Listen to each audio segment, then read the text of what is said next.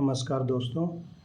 आजकल ये बहुत ज़्यादा न्यूज़ आ रही है कि कनाडा और भारत के बीच में रिलेशंस ख़राब होते जा रहे हैं। तो ऐसे टाइम पे हमारे लिए जानना ज़रूरी हो जाता है कि कनाडा ने किन किन भारतीय कंपनियों में अपने इन्वेस्टमेंट किया हुआ है, क्योंकि अगर आने वाले टाइम में अगर ये रिलेशन और ज़्यादा ख़राब होते हैं तो इन कंपनी के स्टॉक्स पे फ़र्क पड़ सकता है। तो आज हम उन कंपनीज़ के बारे में बात करते हैं जहाँ पे कनाडा की कंपनियों ने या कनाडा के इन्वेस्टमेंट बोर्ड वगैरह ने इन्वेस्टमेंट की हुई है।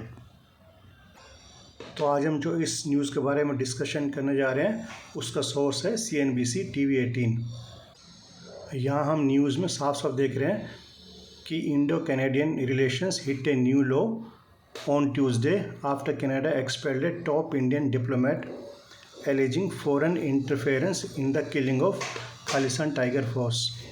So this move is likely to impact trade and investment ties as well. तो जिस तरीके से कनाडा ने इंडियन डिप्लोमेट को एक्सपेल किया, बाहर निकाला है, उससे आने वाले टाइम में दोनों देशों के बीच में ट्रेड और इन्वेस्टमेंट के अंदर दिक्कतें आ सकती है। आगे लिखा है कि the Canadian pension plan Investment Board CPPIB has made several investments in India in listed as well as unlisted companies. तो जो कनाडा का पेंशन प्लान इन्वेस्टमेंट बोर्ड है, जिसको CPPIB बोला जाता है, उसने इंडिया के अंदर लिस्टेड और अनलिस्टेड दोनों तरह की कंपनियों में इन्वेस्टमेंट किया हुआ है। As per recent filing those investments total to over 1 lakh crore. तो अभी जो रिसेंट इन्होंने फाइलिंग करी थी उसके हिसाब से 1 लाख करोड़ से ज़्यादा की इन्वेस्टमेंट इन्होंने यहाँ पे की हुई है। So here is a look at some Indian companies where the Canadian pension fund has a stake based on the June quarter share holding pattern. तो जून के जो क्वार्टर एंड में जो शेयर होल्डिंग पैटर्न था इस कैनेडियन पेंशन फंड का, उसके बारे में आगे जानते हैं। तो इसमें जो पहला नाम आ रहा है वो आ रहा है डिलीवरी का।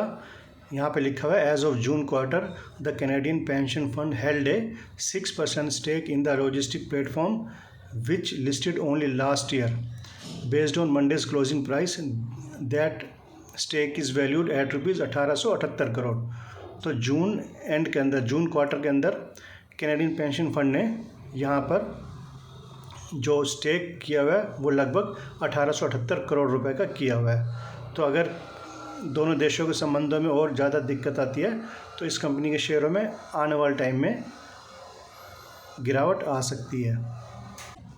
अगला नाम जो सामने आ रहा है वो है कोटक महिंद्रा बैंक।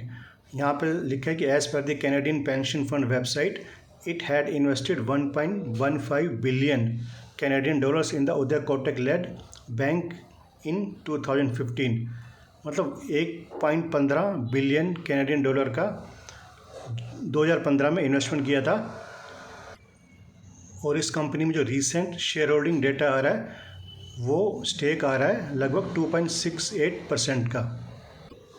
यहाँ पे लिखा है कि the Canadian pension fund had also sold a 1.66% stake in the bank in June this year.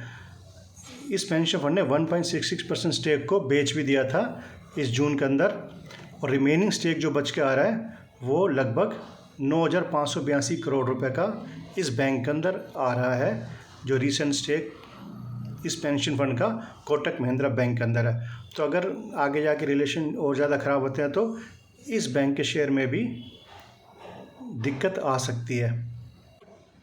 आगे यहाँ लिखा है कि CPPIB holds stake in the most new age Indian companies from Zomato to Paytm to Nykaa। मतलब इस board ने Zomato के अंदर भी, Paytm के अंदर भी, Nykaa के अंदर भी अपनी इन्वेस्टमेंट की हुई है as per the June quarter share holding pattern. और as per June quarter share holding pattern में it holds a 2.37% stake in food delivery aggregator. इस जोमेटो के अंदर जून क्वार्टर के शेयर होल्डिंग पैटर्न के हिसाब से 2.37% का स्टेक इसने होल्ड किया हुआ है, जिसकी वैल्यू 2078 करोड़ रुपए निकल के आती है। तो इन कंपनियों के शेयर में भी आने वाले टाइम में दिक्कत आ सकती है अगर ये रिलेशंस और ज़्यादा ख़राब होते हैं। तो अगला जो नाम निकल कर आ रहा है वो है पेटीएम। यहाँ पे लिखा हो कि the CPPIB was one of the anchor investors in Vijay Shekhar Sharma's Paytm. शुरू में जो विजय शेखर की पेटीएम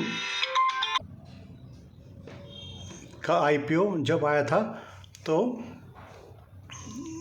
वो इंडिया का लार्जेस्ट आईपीओ था before being overtaken by LIC. तो एलआईसी के ओवरटेक करने से पहले ये आईपीओ सबसे बड़ा था। It had even increase its share holding last year when Paytm share fell to their all time low of ₹438।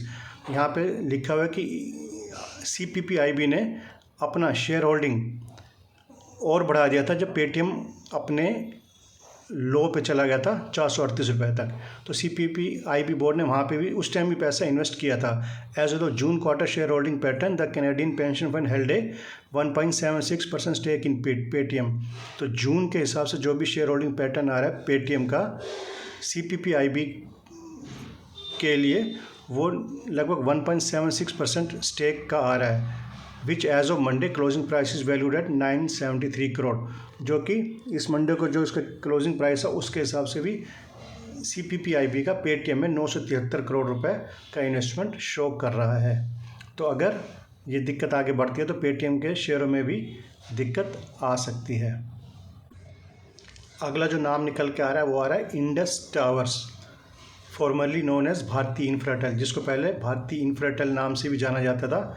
यहाँ लिखा हुआ है कि the Canadian pension fund holds a 2.18% stake in this company, कि इस सीपीपीआईबी ने इंडस टावर के अंदर 2.18% का स्टेक होल्ड किया हुआ है एज ऑफ जून 30। तो इसकी क्लोजिंग वैल्यू जो अभी भी निकल के आ रही है वो 1085 करोड़ रुपए की आ रही है। तो इस कंपनी के शेयरों में भी आने वाले टाइम में दिक्कत आ सकती है अगर दोनों देशों के संबंधों में और ज़्यादा गिरावट आती है। तो अगला जो नाम निकल के आ रहा है वो आ रहा है नाइका।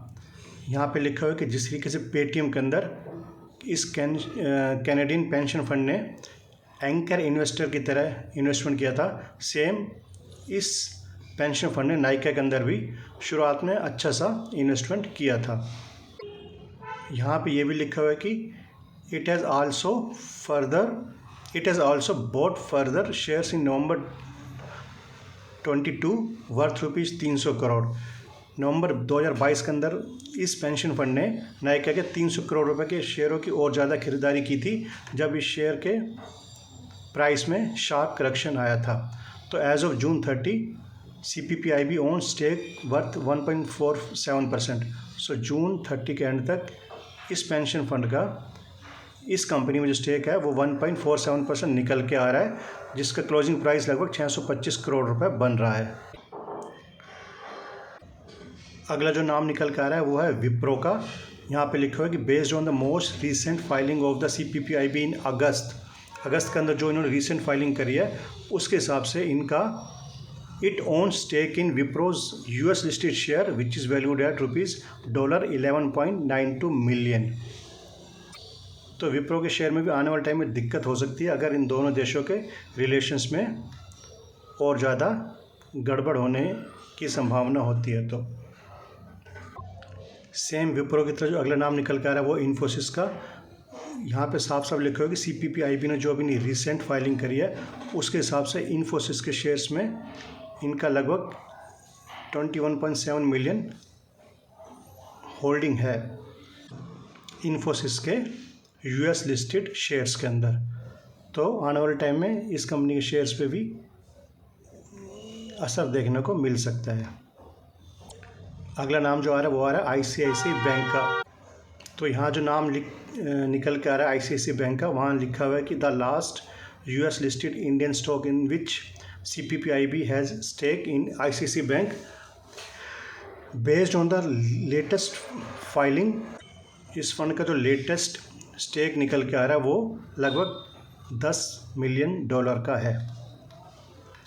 आगे लिखा हुआ है कि beside these companies the CPPIB has also multiple investments in unlisted entities also. It had collaborated with Piramal Enterprises in 2019 for India's first renewable infrastructure investment trust. तो पीरामल एंटरप्राइजेस के साथ भी इसका कोलैबोरेशन है। It also has a strategic alliance with the Shapoorji Pallonji group to acquire stabilised office building in major metros of India. इस group के साथ भी इसका बिजनेस रिलेशन है and the CPPIB had initially invested $200 million for an 80% stake. यहाँ पे शुरू में 200 मिलियन का 80% स्टेक किया था CPPIB ने।